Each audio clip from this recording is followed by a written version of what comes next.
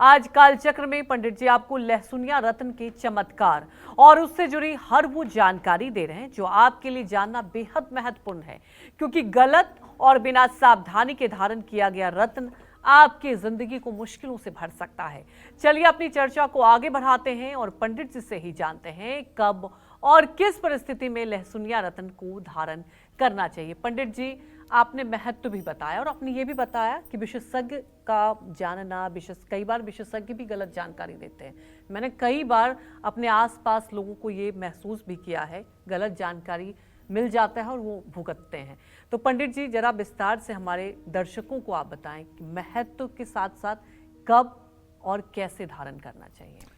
देखो, अगर आपके व्यवसाय में, आपके नौकरी में, आपके कारोबार में बार बार रुकावट आ रही है, या आपके बाएं पैर में चोट लग रही है, या छोटी मोटी दुर्घटनाएं हो रही हैं, तरक्की के सभी दरवाजे बंद हो रहे हैं, तो निश्चित रूप से केतु अशुभ प्रभाव दे रहा है।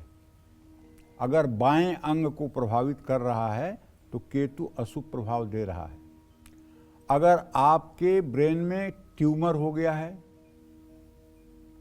ब्रेन की सर्जरी होने के लिए डॉक्टरों ने बोल दिया है, तो पक्का है कि केतु आपके लग्न में होगा। ऐसे में केतु का रत्न लहसुनिया न पहन करके केतु के मंत्र का 75,000 जप करवाना चाहिए। जिन लोगों की कुंडली में केतु केंद्र त्रिकोण में हो, केंद्र का मतलब पहला, चौथा, सातवां और 10वां स्थान, त्रिकोण का मतलब 5वां और 9वां स्थान, और केतु पहले, दूसरे, चौथे, 5वें, 7वें, 9वें या 10वें भाव में हो, तो लहसुनिया धारण करने से लाभ मिल सकता है। लेकिन चंद्रमा से भी केतु को देखिए कि चंद्रमा से केतु कौन से स्थान में है।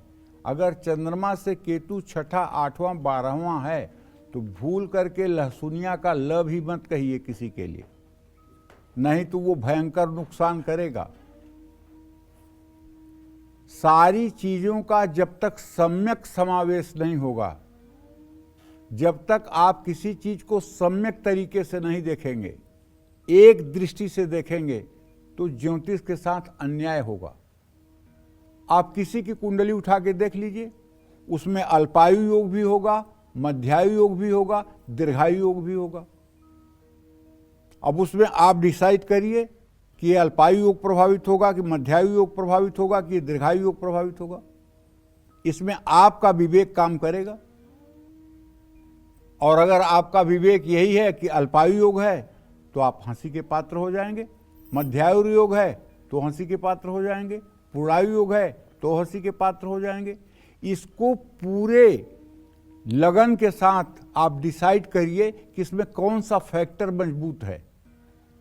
क्या बृहस्पति की लग्न पर दृष्टि है? क्या बृहस्पति लग्न में विद्यमान है? क्या बृहस्पति लग्नेश को देखता है? अगर हाँ, तो चाहे जैसी कुंडली है वो दीर्घायु होगा। क्या लग्नेश लग्न को देख रहा है? क्या लग्नेश शुभ ग्रहों के साथ है? तो हाँ, वो दीर्घायु होगा। और यदि लग्नेश पर पापक ग्रहों की दृष्टि है, लग्न पर पापक ग्रहों की दृष्टि है, लग्नेश पीड़ित है, अष्टम भाव का स्वामी पापस्थान में बैठा हुआ है, तो अल्पायु है। तो कहने का मतलब, जब तक किसी चीज को आप सम्यक तरीके से समझ ना लें, तब तक उस पर कोई रत्न बताना और किसी तरह का निर्णय लेना, ये सामने वाले के लिए कम से कम न्याय नहीं है। जिन लोगों की कुंडली में किसी भाव में मंगल बृहस्पति या शुक्र के साथ युति बना रहा हो, ऐसे लोगों को लहसुनिया धारण करना चाहिए।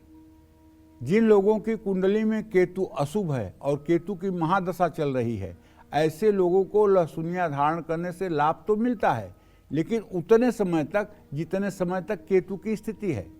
जो लोग गुप्त रोग या नेत्र रोग से परेशान हैं, उनको लहसुनिया धारण करना चाहिए।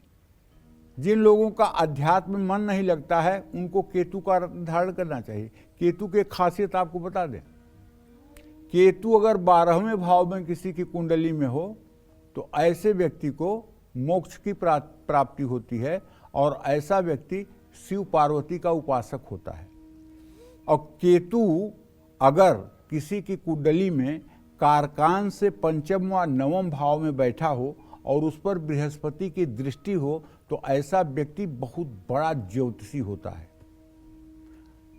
कारकान से स्थिते केतौ 9वें वापि 5वें गणितज्ञो भवेत नूनः ज्योतिष शास्त्र विशारदः। ये बृहत पाराशर होरा शास्त्र का कारकांश प्रकरण का 103वां श्लोक है। कारकान से स्थितौ केतौ 9वें वापि 5वें गणितज्ञो भवेत नूनः ज्योतिष शास्त्र विशारदः। ज्योतिषी कोई पढ़ करके नहीं बन सकता है, ये मेरा पूर्ण रूपेण चैलेंज है। ज्योतिषी बाई बर्थ पैदा होता है, ज्योतिषी बाई बर्थ पैदा होता है, भविष्यवक्ता बाई बर्थ होता है। उसकी कुंडली में जब योग होते हैं तभी उसकी वाणी सफल होती है और तभी उसके उपाय दूसरों के लिए हितकारी होते हैं। पुस्तकों का ज्ञान करके आप ज्योतिष की विधा को समझ सकते हैं, लेकिन आपकी भविष्यवाणी भी सही होगी, ये बिल्कुल असंभव है। ये ज्ञान का विषय नहीं है, ये इष्ट कृपा का विषय है। जिसके साथ इष्ट की कृपा होगी, जिसके साथ इष्ट का वरदान होगा और जो उसी योग में पैदा होगा जिस योग में भविष्यवक्ता पैदा होते हैं, उसी की बात सफल और सार्थक होगी। वृषभ, मिथुन, कन्या, तुला, मकर और कुंभ लग्न वाले लहसुनिया धारण कर सकते हैं। कारोबार में बहुत मेहनत के बाद भी अगर फायदा नहीं हो रहा है तो सलाह लेकर के लहसुनिया धारण करें। जिन लोगों को शेयर बाजार में बहुत घाटा हुआ है, ऐसे लोगों को भी लहसुनिया धारण कर लेना चाहिए। जो लोग जोखिम भरे क्षेत्रों में पैसे कमाते हैं, उनको भी लहसुनिया धारण करने से लाभ मिलता है। दिया हुआ उधार पैसा फंस गया है तो लहसुनिया धारण करने से लाभ मिलेगा। तो किन राशि वालों को लहसुनिया धारण नहीं करना चाहिए? क्या गर्भवती महिलाएं या कमजोर हृदय वाले लोग लहसुनिया धारण कर सकते हैं? क्या किसी दूसरे रत्न के साथ लहसुनिया पहना जा सकता है? ये सब महत्वपूर्ण जानकारियां हैं और ये सब मैं आपको बताऊंगा बस थोड़ी देर में। जय मां विंध्यवासिनी।